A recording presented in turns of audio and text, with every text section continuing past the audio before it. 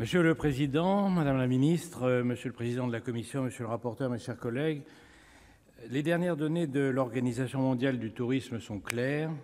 Le tourisme n'a cessé d'augmenter ces dernières années. Il représente environ 10% du PIB mondial. Les prévisions pour les années futures confirment cette tendance et la France est la destination la plus prisée avec près de 90 millions de touristes pour l'année 2017. L'arrivée de touristes dans notre pays est une excellente nouvelle pour le rayonnement de sa culture et la beauté de nos territoires, mais bien sûr cela nous oblige aussi à nous poser la question de ses conséquences, notamment lors d'une fréquentation massive. Je tiens donc à saluer le travail pertinent et neutre entrepris par le rapporteur, notre collègue Jérôme Bignon, ainsi que la justesse du calendrier. Les élections municipales sont dans quelques mois, autant dire demain, et les propositions des maires et des candidats sur le tourisme seront primordiales dans beaucoup de nos territoires. Nous sommes face à l'inévitable confrontation entre la fréquentation souhaitée de nos sites touristiques et culturels et leur préservation. La fréquentation touristique est souvent une chance, à la fois pour nos territoires en termes de croissance économique, mais aussi pour les visiteurs. Ce tourisme est un moyen de transmission, d'éducation, de sensibilisation aux enjeux de préservation et de découverte de notre histoire. Nous voyons de nouvelles formes de tourisme apparaître, avec une conscience forte de l'impact de cette activité sur les sites touristiques. Mais pas seulement. Les selfies à la chaîne et le besoin désormais vital de poster sur les réseaux sociaux chaque instant insignifiant ou insignifiant de nos vies ont également entraîné un tourisme de consommation. Tout comme on ne regarde plus une œuvre dans un musée, mais on s'assure d'en avoir capté l'essence en photo pour la partager, on se photographie et on géolocalise le lieu afin d'être sûr d'en faire prendre connaissance à nos friends et à nos followers. Et si ce lieu a été visité auparavant par une célébrité, c'est encore mieux. Ces nouvelles pratiques n'ont pas toujours un effet négatif sur le tourisme et ont permis de faire découvrir au grand public des sites hors normes.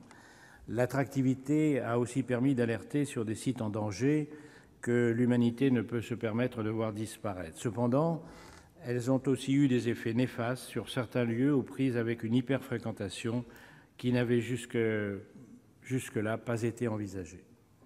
Les impacts sont majoritairement environnementaux. La fréquentation massive peut entraîner une saturation des sites avec des conséquences sur la biodiversité et même sur la sécurité. Les sites peuvent être abîmés ou fragilisés par le passage trop fréquent de véhicules ou de personnes. Les conséquences sont parfois dommageables pour le tourisme lui-même. La question des pollutions diverses est également un enjeu. Les déchets sont un exemple parmi tant d'autres. La pollution sonore et la qualité de l'air peuvent également avoir un impact et fragiliser tout un écosystème. De manière générale, les touristes, et donc les citoyens, doivent se responsabiliser quant à leurs gestes et à leurs actions afin de pouvoir profiter de manière durable des endroits qu'ils visitent et les transmettre aux générations suivantes. Dans le monde entier, déjà, des mesures ont été prises. Les cas sont assez nombreux, j'en citerai qu'un, celui de l'Indonésie qui réfléchit à restreindre l'accès de manière temporaire à l'île de Komodo, refuge de ces célèbres dragons, menacés entre autres par la venue de milliers de touristes par semaine. Ce phénomène d'hyperfréquentation en France reste ciblé sur certains lieux qui ont acquis une notoriété incontestable, le Mont-Saint-Michel, le Mont-Blanc ou encore les gorges du Verdon, mais d'autres lieux en font également les frais en période de grande affluence. Des outils déjà existants sont utilisés par les responsables locaux, comme l'a très justement mis en exergue Jérôme Bignon tout à l'heure dans son rapport. De meilleurs aménagements de sites pouvant accueillir plus de personnes en toute sécurité sont réalisés, à l'extérieur des sites également, avec la construction de parkings pour éviter l'usage de la voiture ou des places de stationnement encadrées pour réguler la fréquentation. Dans certains lieux, des éco-gardes sont présents pour s'assurer du respect des règles et alerter sur les bons gestes. Les maires, particulièrement, ont un panel de solutions à leur disposition, avec des pouvoirs en matière environnementale, que ce soit sur la question de pollution ou de prévention. Ces outils fonctionnent et sont reconnus comme efficaces. La proposition qui nous est faite vient compléter le dispositif existant et le parfaire. Elle crée une nouvelle police spéciale à l'endroit des maires qui pourront désormais réguler l'accès à certains sites ou zones de sites. Cette régulation concerne à la fois les véhicules, mais également les personnes, ce qui n'était pas le cas auparavant. De plus, elle permet d'insérer de la flexibilité au système qui envisageait seulement l'interdiction d'accès. Le maire se voit donc attribuer une corde supplémentaire à son arc. Cependant, la flèche pourra être retenue avant d'atteindre sa cible, car l'arrêté motivé devant être délivré suppose la discussion avec les acteurs locaux. Cela renforcera certainement le pouvoir de la décision et sa justesse.